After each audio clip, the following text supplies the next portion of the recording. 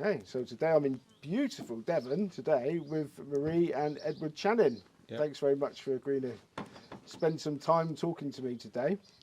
No, they tell me where we are, locally known as Chanin Valley. Yep. It's all Chanin Valley, Chanin Valley down to Exeter. And so you grew up here, Yep. surrounded by beautiful countryside and horses. How old were you when you first sat on one? A horse, that is. Two. There's two, and name was Taffy. He was 11 hands. Yes. Yep, 11 hands. And me, my sister, Marion, and Stuart, brother, all rode him. And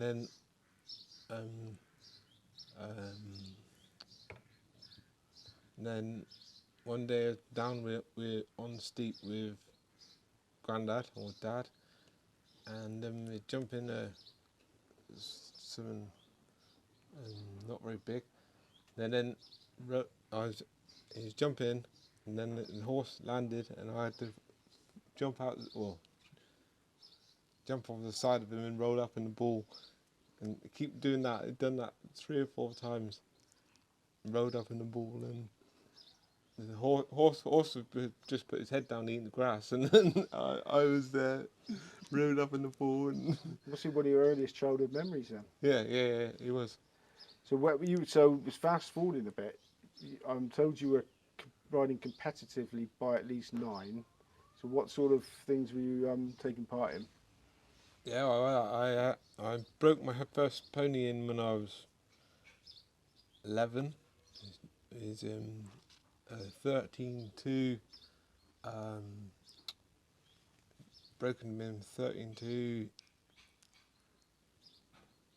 Welsh won. He was Ricky. He was really good, but the problem was he would jump in, do a 2-stride double, and come out on do it in 1. So what sort of competitions were these? That's BSJ JA, Which is what? British Show Jumping Association, and I also had many others come through BSJ, and my best one was Jack's game of 14-2, 14-2. And he jumped him from JD, JC to JA, and he went down to Cornwall to Kirsty Bloomfield, who then took him, and because I was out of juniors at 16, he then took him to she was 14, so she had him 2 years, jumping big stuff, and then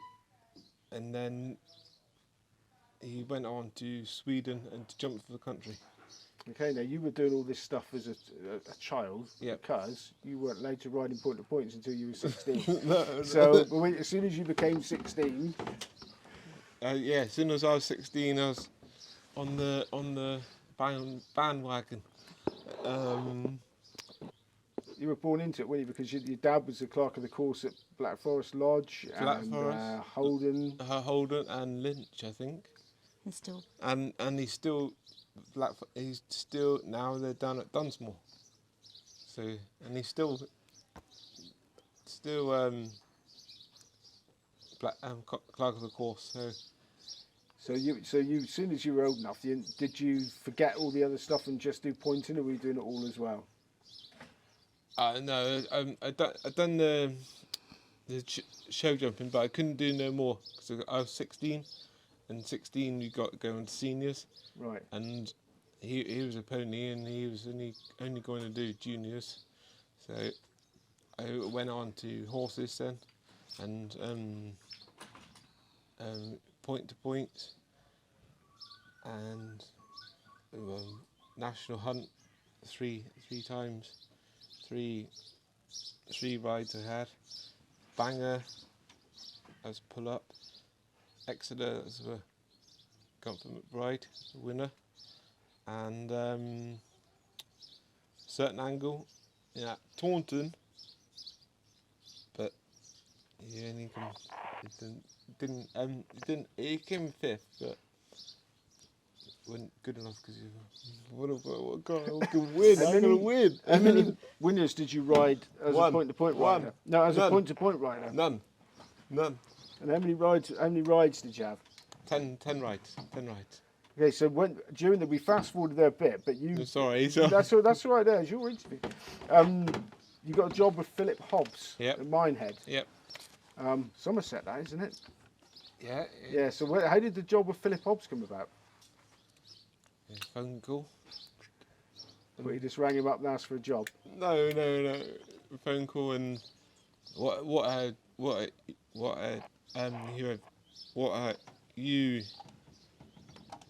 I've done before, riding point to point, and that's about it really.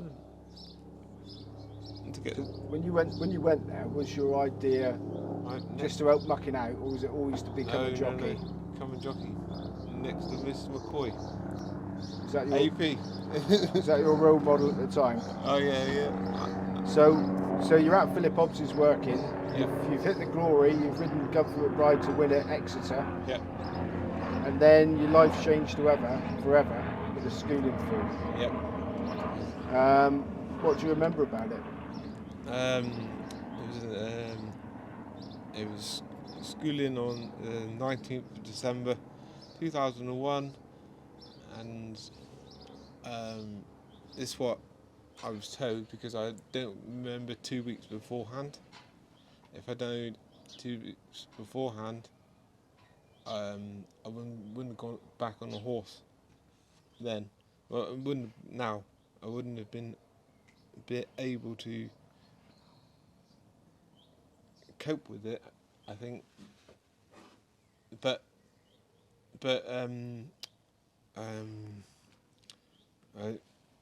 let's go back to the accident.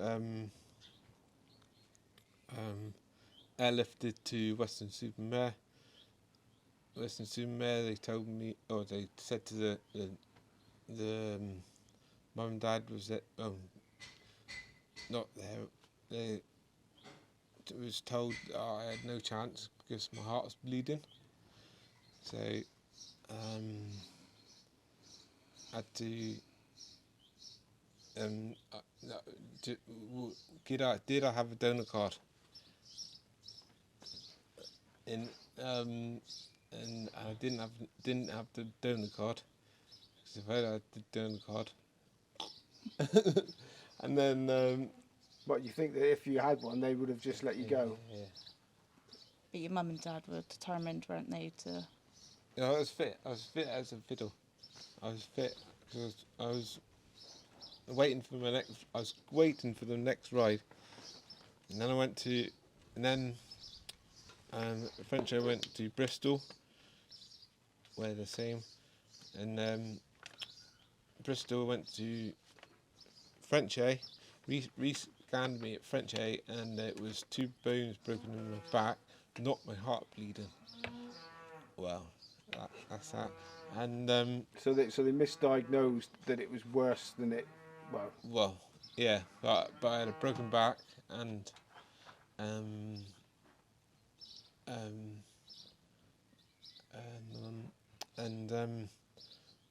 then I woke up in French A after about 6 weeks, and I saw a bird walking along the roof, just walking along it.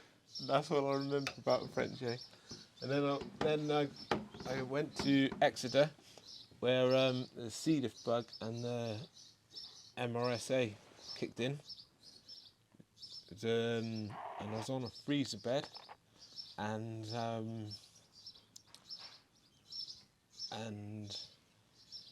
it's losing me that way because I'm freezer bed and Infections. Yeah, you said it. And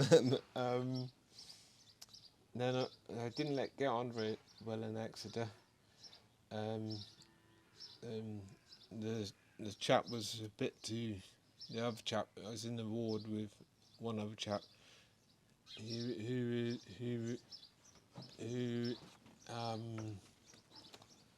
who's not very good, and He was an old man, wasn't he? yeah, and every time he moved, just did something. Be quiet. Oh, and then I got transferred across the main road to Marden, and that was really good because I had my own room. I could like take my time to do stuff. I still paralysed in the right hand side, but it was easier and better.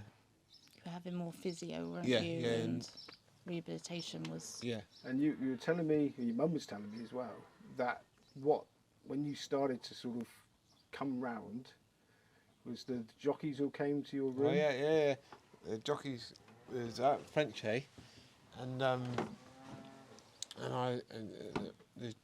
apparently they tell me this. I don't know, but I caught over the sheets and I was pulling them back, and the nurses were going, please stop him, stop it. They were showing you they were playing the recording of the Gun from McBride's win at Exeter. Win at Exeter, and then it was be quiet, and then they had to go, and then they had to go on and go out, and I just Your left hand started to clench the bed sheet, didn't yeah, it? As they were cheering along. So during this sort of process of recovering, which took 5-6 months, was there a moment when it dawned on you that life was about to get challenging? No.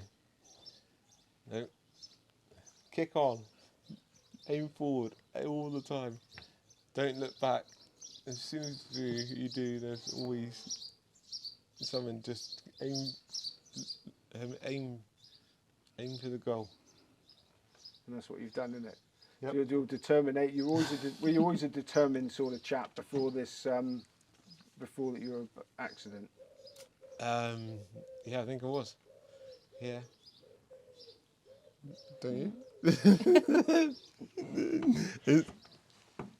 Yeah, that's where you are, why you are today, because of determination, isn't it? Yeah. Yep. You're never grumpy or miserable. He's just happy all the time. Right, we'll talk about what you've done next in the next part.